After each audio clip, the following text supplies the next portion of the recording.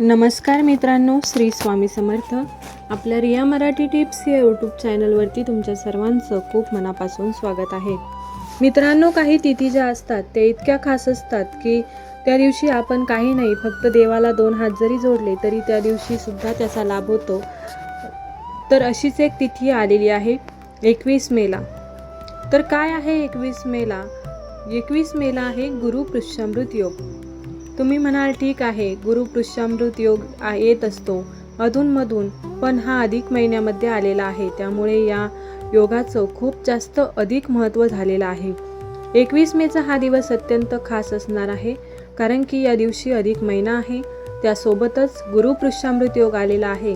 तुम्हाला माहिती असेल की अधिक महिना जो असतो तो आध्यात्मिक साधनेसाठी, उपासनेसाठी पवित्र मानला जातो. या महिन्यात तुम्ही काहीही केलं तरी त्याचं फळ अधिक प्रमाणात मिळत असतं आणि गुरु पुष्यामृत योग म्हणजे अगदी दुग्ध शर्करा योग जुळून आलेला आहे असं आपण म्हणू शकतो. आता तुम्ही म्हणाल की हे सगळं खरं आहे, पण या गोष्टीचा लाभ आपल्यासारख्या सामान्य माणसांनी कसा करून घ्यायचा, म्हणजे या दिवशी नक्की काय करायचं तेच सांगणारा आजचा हा व्हिडिओ आहे. तेव्हा व्हिडिओ शेवटपर्यंत नक्की ऐका. कमेंटमध्ये ओम नमो भगवते वासुदेवाय नमः किंवा जय श्री हरी विष्णू की जय नक्की टाईप करा, म्हणजेच विष्णूंचा आशीर्वाद तुमच्या घरावरती कायम राहील. तर मित्रांनो, तुम्हाला माहिती आहे, जेव्हा पुष्य नक्षत्र गुरुवारी येत असतं, हे जे पुष्य नक्षत्र आहे, या पुष्याचा अर्थ मुळात पोषण करणारा, शक्ती देणारा आणि ऊर्जा देणारा असा आहे. थोडक्यात काय की पुष्य नक्षत्र अतिशय शुभ आणि कल्याणकारी आहे.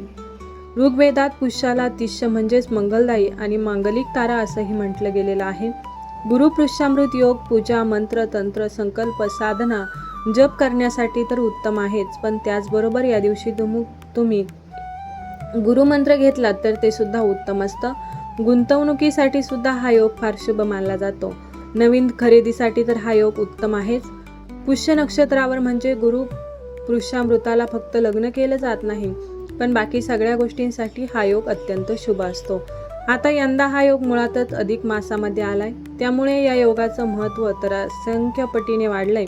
मग आता वळूयात त्या गोष्टीकडे, जी गोष्ट तुम्हाला या दिवशी करायची आहे, जी गोष्ट तुम्हाला तुमच्या जीवनात सकारात्मकता घेऊन येण्यासाठी मदत करणार आहे, ती म्हणजे 21 मे. या 21 मेच्या दिवशी गुरु पुष्यामृत योगाच्या दिवशी दत्त बावनीचं पठण करणं. दत्त बावनी ही दंत संप्रदायातील अत्यंत जागृत आणि प्रभावी 50 ओळींची रचना आहे. परमपूज्य रघुवंश महाराजांनी रचलेली दत्त बावनी भक्तांच्या पाठीशी संकटात खंबीरपणे उभी राहते. त्याचे काय फायदे होतात?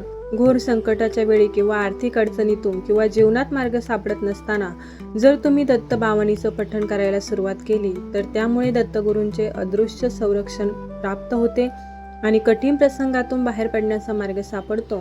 आणि खरं तर गुरु पुष्यामृत योगाच्या निमित्ताने जर तुम्ही दत्त बावनी रोज म्हणण्याचा नियम केला तर तुम्हाला 52 दिवस सलग दत्त बावनी म्हटल्यानंतर खरंच आयुष्यात सकारात्मक अनुभव येतील.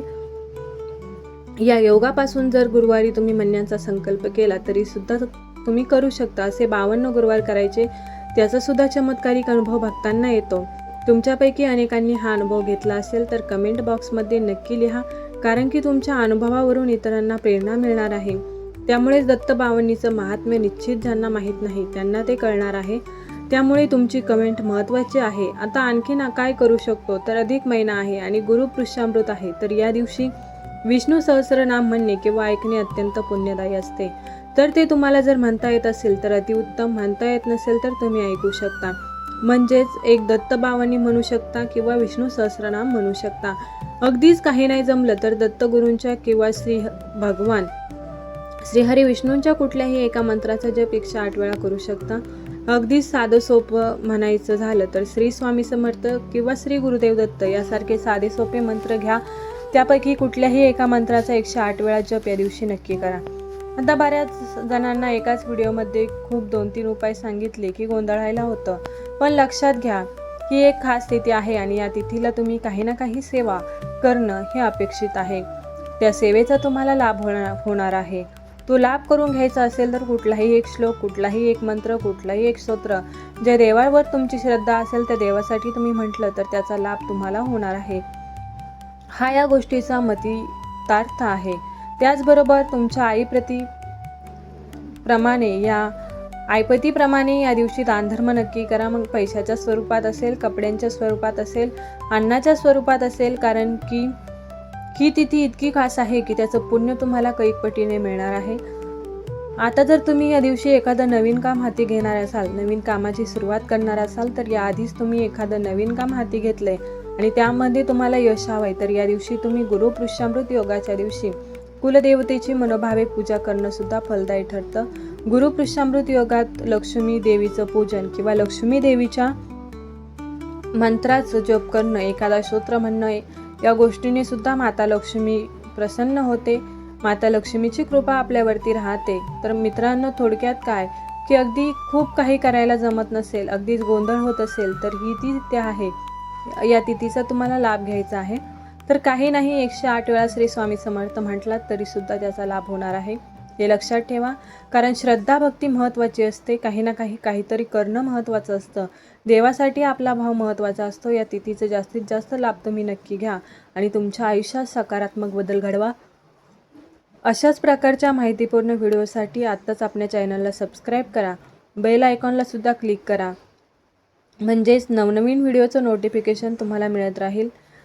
चला तर मग भेटूया नवीन एका व्हिडिओमध्ये, नवीन एका माहितीसह. तोपर्यंत सर्वांना श्री स्वामी समर्थ.